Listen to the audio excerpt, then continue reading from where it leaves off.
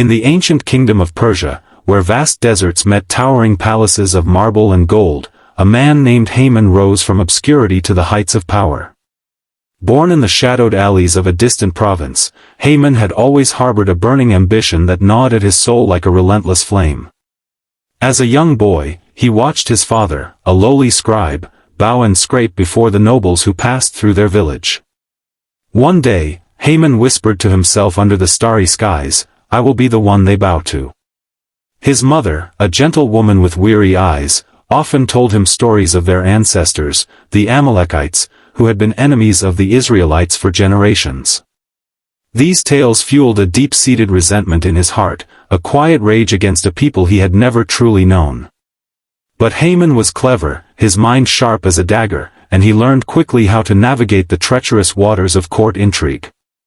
Years passed, and Haman's cunning propelled him into the service of King Ahasuerus, the mighty ruler whose empire stretched from India to Ethiopia. The king, a man of impulsive passions and lavish feasts, saw in Haman a loyal advisor who could whisper the right words at the right time. Haman flattered the king endlessly, his words dripping with honeyed praise. "O great sovereign," he would say, kneeling low, "your wisdom outshines the sun, and your justice is as unyielding as the mountains."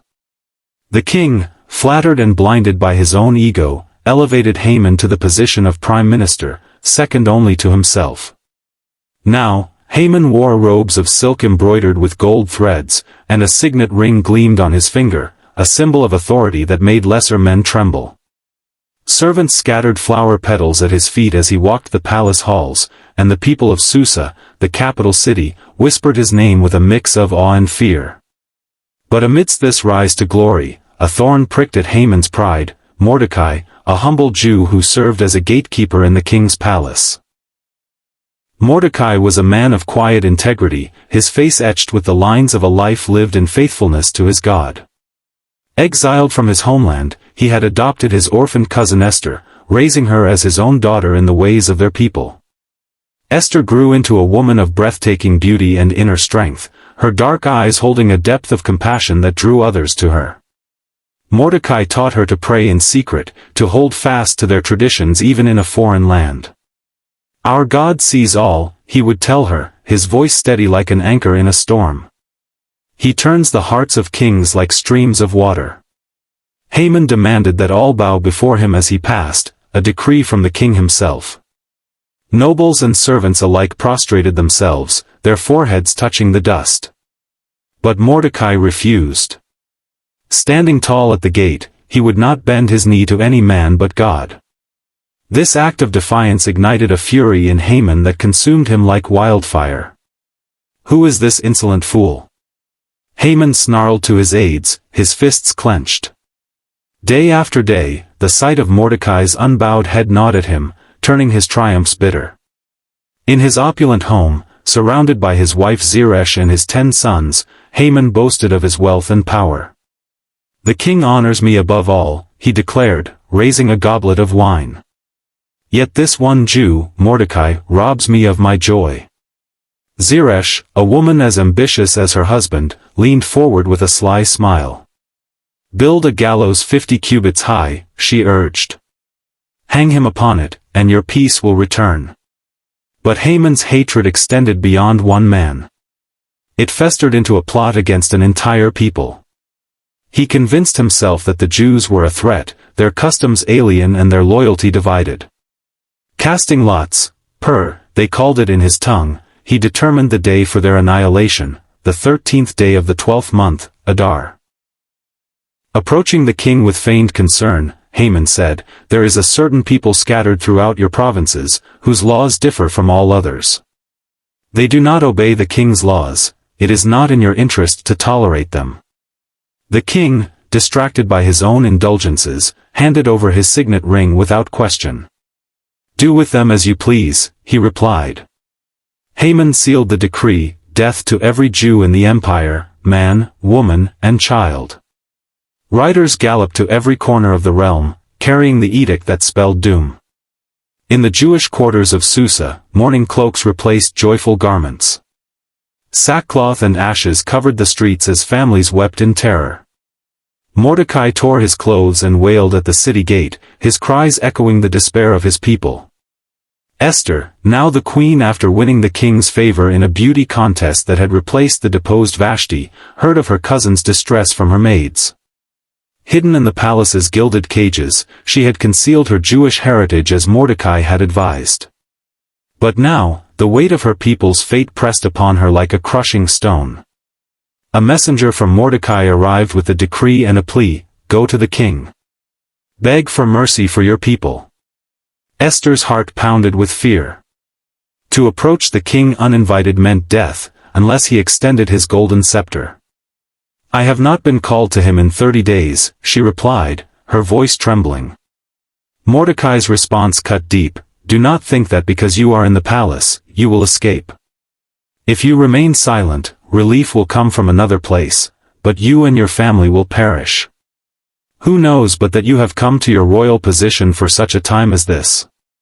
Those words pierced Esther's soul, awakening a courage she hadn't known she possessed. She fasted and prayed for 3 days, her maids joining her in solidarity. Her once relatable life as an orphan now transformed into a pivotal role in history. Thin and pale from her vigil, she donned her royal robes, the silk whispering against her skin like a prayer. With a deep breath, she entered the inner court, her steps echoing in the vast hall. The king sat on his throne, his eyes widening at her unexpected appearance. Time seemed to freeze, Esther's life hung by a thread. Then, miraculously, he extended the scepter. What is your request, Queen Esther? He asked, his voice softened by her beauty. Even up to half the kingdom, it will be given. Esther, wise and patient, invited the king and Haman to a banquet she had prepared. Haman, puffed with pride at this exclusive honor, strutted homeward, boasting to his family. But again, Mordecai's refusal to bow soured his mood. Tomorrow, Zeresh advised, ask the king for Mordecai's life. That night, the king, unable to sleep, ordered the royal chronicles read to him. There, he discovered how Mordecai had once foiled an assassination plot against him, saving his life without reward. What honor has been given to Mordecai? The king asked. None, came the reply. The next morning, Haman arrived at court, eager to request Mordecai's execution. But the king intercepted him. What should be done for the man the king delights to honor?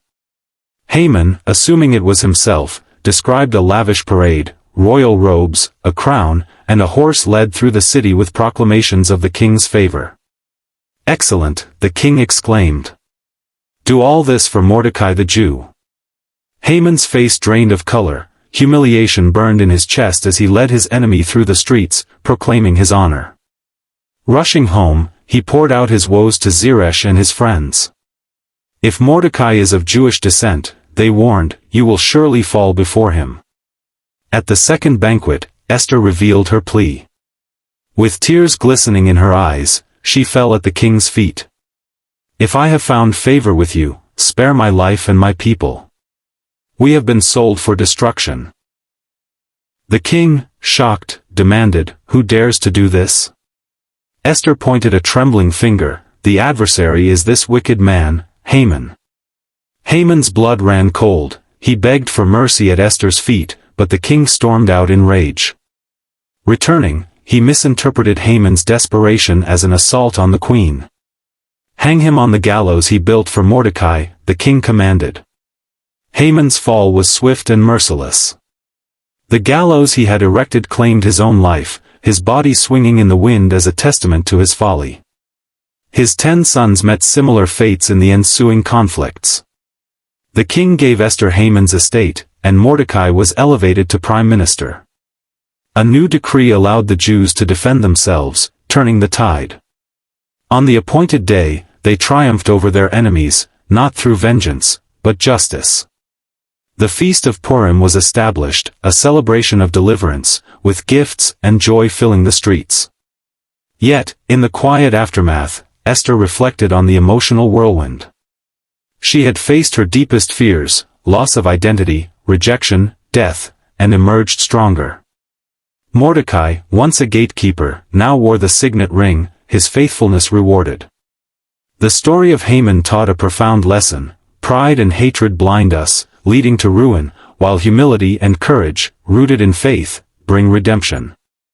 In the end, what seemed like certain doom became a tale of hope, reminding all that even in the darkest times, a higher power orchestrates reversals for good. As the echoes of this ancient drama fade, remember how one woman's bravery changed the course of history. If this shocking story of rise, fall, and redemption stirred your heart, hit that like button to show your support. It helps spread these timeless tales. And if you want more emotional journeys through the Bible's hidden gems, subscribe now and turn on notifications. You never know when the next story might inspire you for such a time as this.